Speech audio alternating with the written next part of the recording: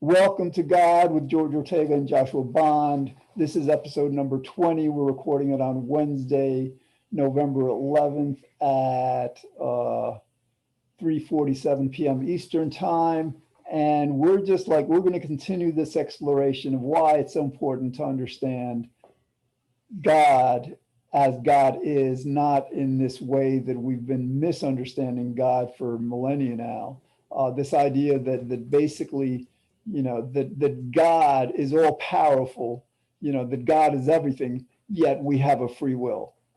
We're going to explain, eventually, perhaps much sooner than later, you're going to understand that if God is everything and if God is all powerful, if God is a creator, there's absolutely no way anything, the lightest anything is up to us.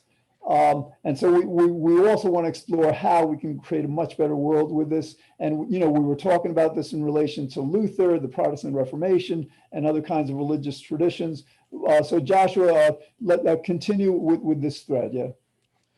Yeah, George, we got cut off with time in the last episode, and I was going through kind of these statistics, right? And so I think for this episode, let's talk about this kind of morality and quickly segue, kind of bridge the aspects of morality and hedonics, happiness, right? Because it's not black and white, they intermix. If you're not happy, you can't be moral. This is proven, right? And this is what religion has always attempted to do, provide this morality that creates happiness and goodness on the planet through this understanding of God, right? Well, wait a minute. Are you connecting this to the free will thing? Yeah, exactly. Cool. Yeah, definitely. That's the Good. main thing, right? So, all right, we have these statistics, right? We're the most prosperous country in the world in some regards, but if we look at the statistics, again, 90%, over 90% of people that pour blood, sweat, and tears, energy, and financial investment into small business, starting a business, fail, right? And that's so much lost resources. That's so much strain on society and the planet, right? There's many more statistics. We'll just list a couple, right? Like over 90%, somewhere around 90% of people who make a New Year's resolution, which is coming up, I'm in bad shape. It's bad for my health. I don't feel good. I'm going to join a gym. My 2021 resolution is I'm going to lose weight, get in shape, and feel great, right? They don't use that membership more than one or two times, right? And they commit to a year sometimes, right? So that's, and they feel horrible about themselves, right? In education, we have 50% of STEM students, people saying, I want to be a doctor. I want to save lives. I want to be a psychologist or a scientist. I want to better humanity. They end up not doing that. And they have that student debt, that loan that they have to suffer from the rest of their life without that degree to get a job to be able to pay it back, right? There's another statistic where, if your doctor says, listen, you have to make some lifestyle and health changes, and if you don't, you're going to die. You're declining fast, whatever it could be, your blood pressure or whatever issue. It's close again to 90%. And the free will dogma nonsense says those people just don't want to change. Who wants to die, right? These people don't want to die. They want to change. They just don't have the support system in this society because this society believes in free will and denies that causality is all of God's interaction with our beings, right? So we need social support. We need, if we're not getting in shape, if we're not changing our health habits, if we're not making the grades, we need this social support. We need more access to information, but as long as we're playing this blame shame game, right, of free will, it doesn't happen, right? And so you can kind of get how, these have been blamed in the past as moral failings. You're lazy, you're a sinner, you're just not trying hard enough, you're a bad student because you're choosing to be a bad student, you're choosing to, whatever it is, right? And those people obviously aren't happy. If they would do those things, they might find some more happiness. They might be able to pay their bills, get in shape, feel good, about themselves, and now actually feel good physiologically, right? And that'd start to create happiness. And that segues, we all go through this. I mean, there's many statistics, and I promise everybody in the audience is experienced some form of this burden and struggle because of this free will delusion, right? But let's just take it to the other extreme real quickly, right?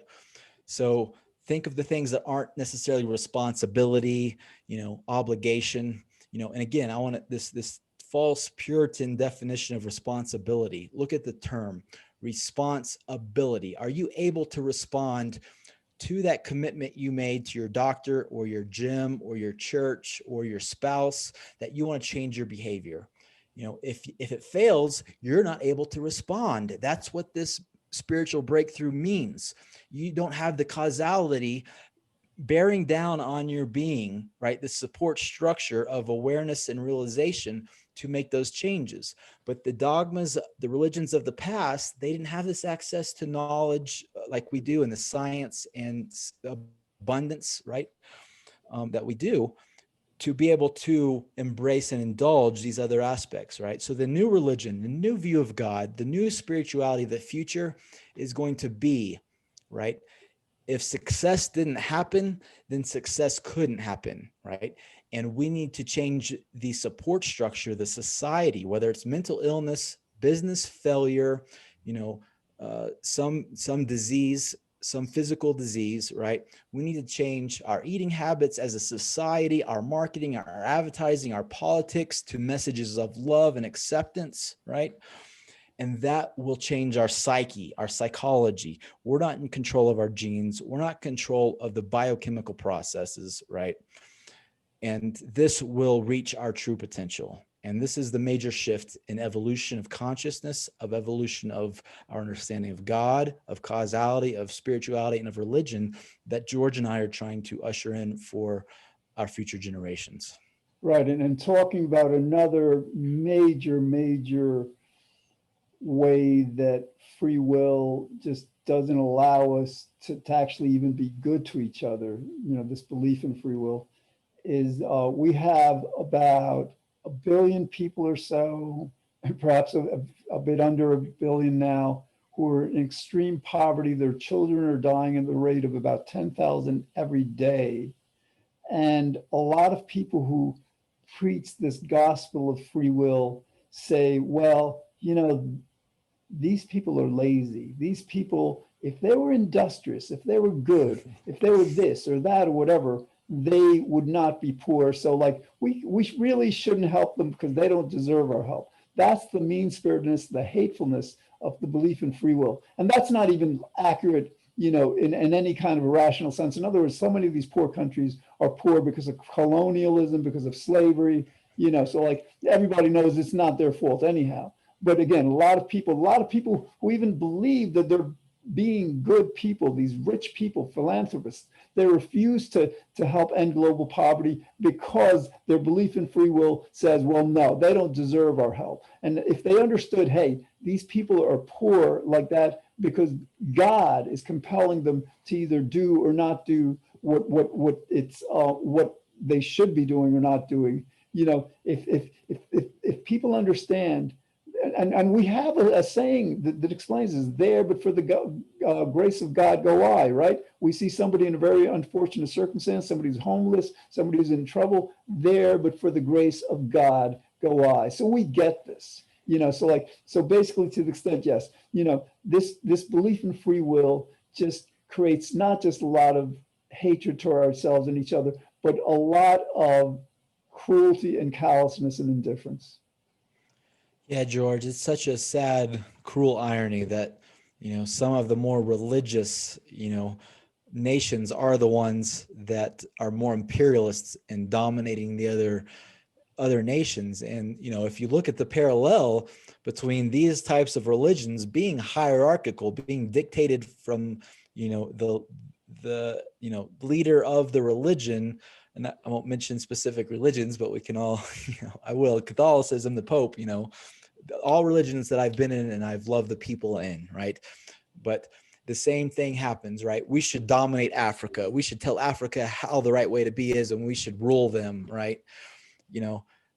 It's very sad that is the way it's been, right? And the thing is, people, I was taught, I was a fundamentalist conservative, right? And believed that was the right thing to do. The U.S. should dominate the world in military arms so we can control the world. I believe that, right, for a long time.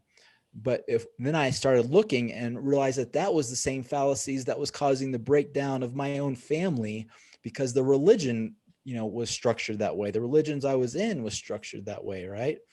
And not having this authentic relationship to God, this authentic spirituality of self-empowerment, of experience, our own personal experience being validated, or at least being legitimate and valid to speak about, right? And it broke my heart for a long time, and it was a serious phase of disillusionment, that got me to seeking out these illusions of reality, of the illusion of free will, and that this idea of consciousness that the church had, where you are a single conscious being that is awake, and if you make a mistake, that is because you're a sinner, and that's why you deserve to go to hell for eternity, right? And it was a long, hard process for me that I didn't have a lot of support. And that's, what I am trying to share with people, because I want to offer them the support. Right. And it doesn't mean you have to leave your religious communities. It means that you can be the light in your religious communities. You can slowly, peacefully, calmly integrate this, new awareness, and you might be the next Martin Luther that completely reforms your whole religion, right? You never know. So that's kind of just sharing my personal perspective on it. I don't know if you have anything that's similar. Yeah, well, I mean, just another kind of harm that this belief in free will, this misunderstanding of God, this attributing to ourselves and each other what's in God's hands, is that a lot of times we do good. We succeed at our businesses, at our jobs, at our relationships. We become, rich, powerful, and what happens? We become arrogant. We become boastful, proud, look how great I am, and what does that do? That builds walls between people. So many people who have succeeded in this world, they can't communicate with the average person because they look down on the average person. And you have people and so the average person is looking down on people below them. And so everybody's looking down at each other, or competing at least, to try to just, I mean, we're taught this in school. This is what so much of school is all about, just be better, just defeat you, whether it's on a playing field or in school, get the best grades and stuff. And so what happens is, to the extent that we think that we're doing this of our own free will, not only do we become arrogant and haughty and snobbish and all, we fail to recognize that it is God who gave us these abilities, and we fail to thank God, to be grateful to God that God has given us the privilege to do what we do. And so again, this belief in free will, we'll go on and on about the harm it causes people when people don't understand the true nature of God. Yeah, George. I mean, we have to repeat it. And I think that's what we are dedicating a lot of this show to, because you have to realize that religion is a culture. It is a support system. But if the culture is wrong in some way, then it is almost impossible, because we are social beings and we rely on that. Our consciousness relies on that support system to maintain these truths, right? And I mean, I've struggled with this. I have, you sent me 40 books that you had on the illusion of free will, and I've been studying it. There's 100 books that I've studied, right? And it's still just so hard for me to embrace and love other people with and share that message, compared to the dogma. I can easily, I find myself going back to this sin and hate dogma way more than I want to, because I grew up in this culture that the religion and the culture and the economic system and the government were all and still spouting this form of hate, right? And so I like Paul, where Paul says, I try as hard as I can and I'm still sinning. I can't be holy, right? I find myself just trying in every possible way. I got signs hanging up on my walls. I talk to you about it every day, but still it's so prevalent in society, and so we can't blame ourselves, right? Again, that's what they want us to do, is blame ourselves when we're getting mad at ourselves and blaming others, right? I want to share real quickly, just for a second here. you know, part of this, go ahead. Before you do that, this idea just came to me. When you, right now, the politics in the United States, we're on the verge of a civil war. It seems like. I mean, Trump is just like he's just pushed this, and it's not. We've had this partisanship. I mean, like I've been a liberal all for my adult life, and I've really despised Republicans and the right, and they would despise me and liberals and stuff.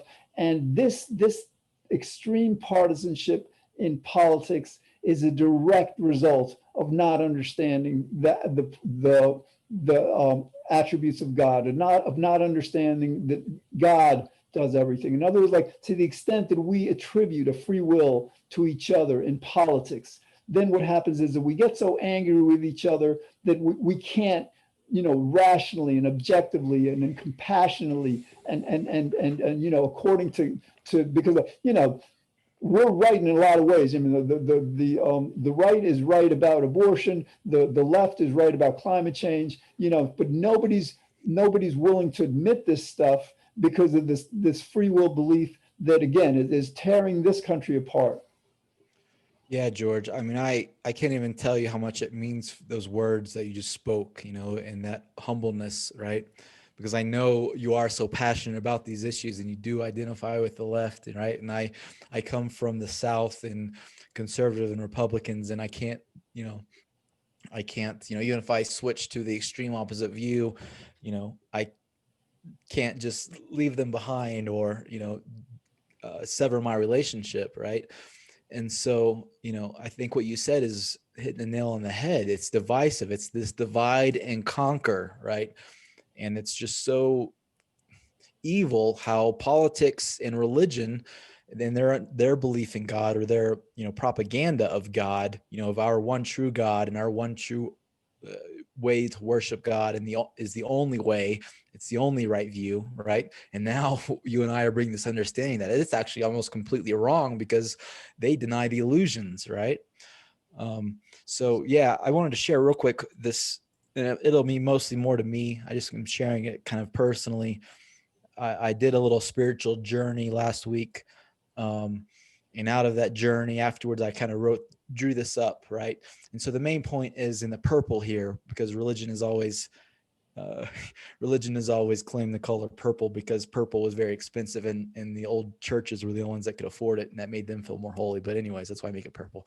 So this delusion of free will creates self-consciousness, like critical self-consciousness. In other words, self-hate consciousness, right? And that's what these delusions create. And as long as our institutions, whether it's religion or politics or academia, is pushing this free will nonsense, we're going to keep hating ourselves, shaming and blaming each other, right? But what we're doing here is we're creating love consciousness. We're creating a new understanding of what consciousness is. And that is that we are biopsychosocial creatures that God created when he created the laws of the universe, the laws of biology, the laws of psychology and sociology and chemistry, right? And we are just a witness to that process, right? Many esoteric and true religions talk about this witness concept. We are just witnessing our life play out. And when you do that, you realize this causality, you see it, and you can create this spiritual peace and this connection with ourself and other people on a causal basis instead of this blame, shame, hate basis, right? But this illusion of free will is creating self-hate consciousness, and then we are projecting that onto each other, and this is creating hate consciousness in our world. So, I mean, I just wanted to share that and kind of give that kind of vision, and hopefully it connects with some people, right? That this is the message that we're talking about of, I understand, I've studied all of psychology and, much comparative religion, and the methods, I'm not saying that the religions of the past were all hate religions and the mainstream religions are all hate religions. I'm saying it's a continual evolution process, just like our economy evolves, and our understanding evolves and our consciousness evolves. And God is calling us to evolve that, right? And this is how we do it. So, this aspect that they used of shame served them. God, may have used that for goodness back then when they didn't have this better understanding of what depression was, ADD, addiction, that they certainly didn't understand global warming, or, that you were going to destroy the planet, right? If you pollute the soil, you can't get good food from the soil to eat. These kinds of things, they didn't understand that scientifically, right? And social interactions, and this concept of marriage, and that ideal of how to raise the best family and provide support for the next generation, right? But now we realize, for instance, the marriage rate in most Christian churches is the same as the secular divorce rate, right? So we have to evolve to make all relationships better and integrate all of psychology and sociology, so the next generation can be supported. All right, let me see if I can go through how a proper, accurate understanding of God leads to a much more loving world. So we believe, we begin with the understanding that God is a creator. In the beginning, God created the heavens and the earth, right? I mean, right, first line in Genesis.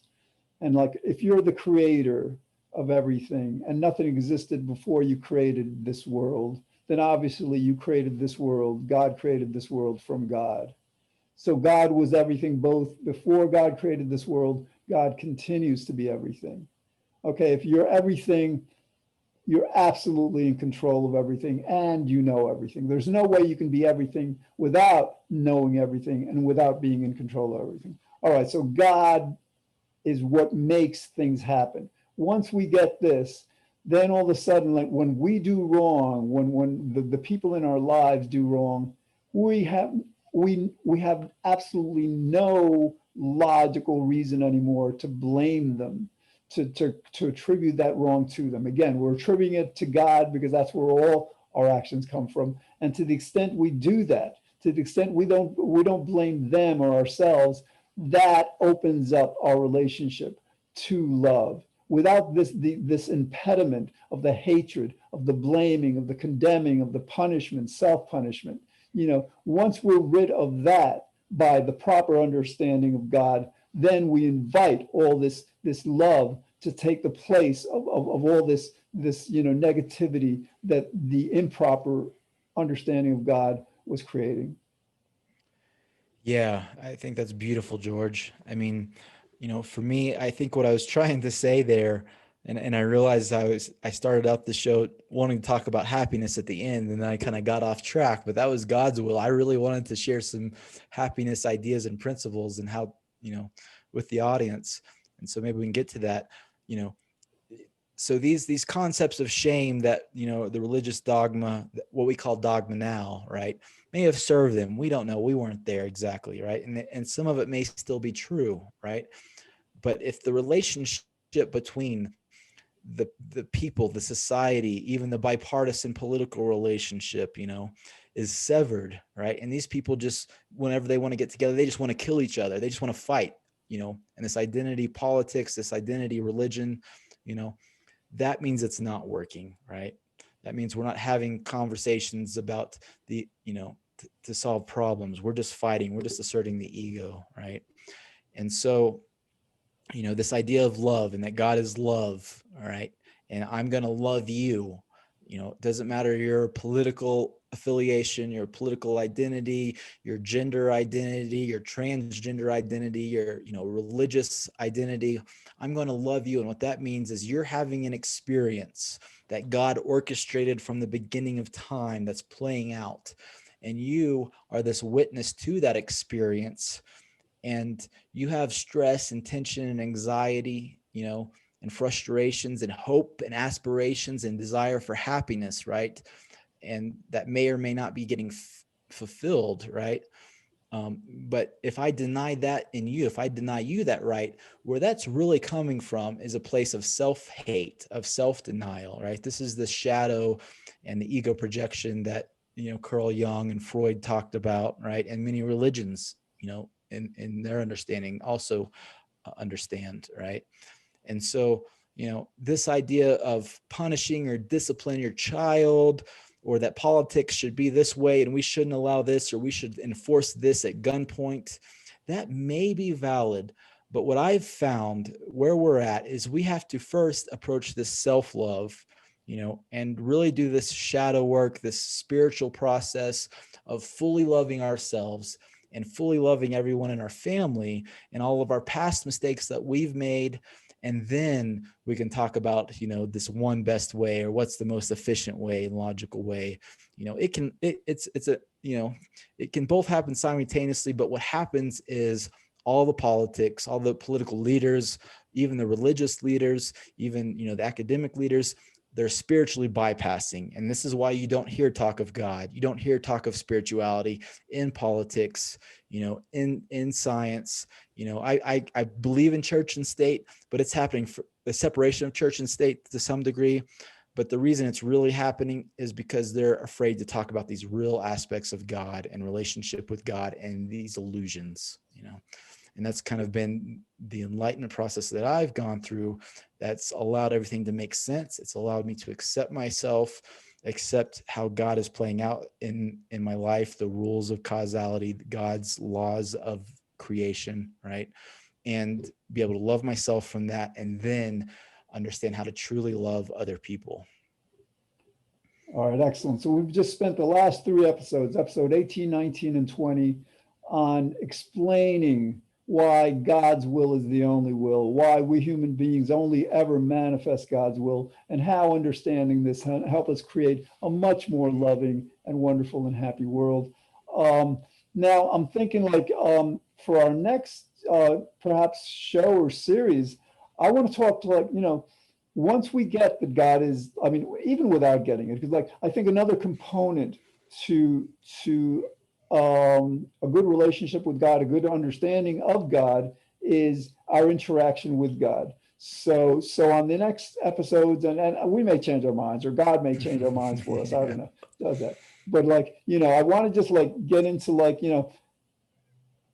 the idea that we should be talking to God, perhaps even more than we talk to ourselves. Because when we're talking to ourselves, it's like a puppet talking to another puppet. Whereas if we're talking to God, at least we're talking to the puppeteer, one of us, and in other words, everything we're saying is God is putting into our minds, into our mouths, which makes it totally surreal also. It's mind blowing. It's kind of like a revolution in consciousness. So anyway, we're going to revisit this illusion of free will, over and over, because it's so important to understanding God. But yeah, we're going to explore many other aspects of God in our world, and how by understanding God better, we can create a much better world. Okay, thanks, Josh. We will see you guys on next Monday. Thanks.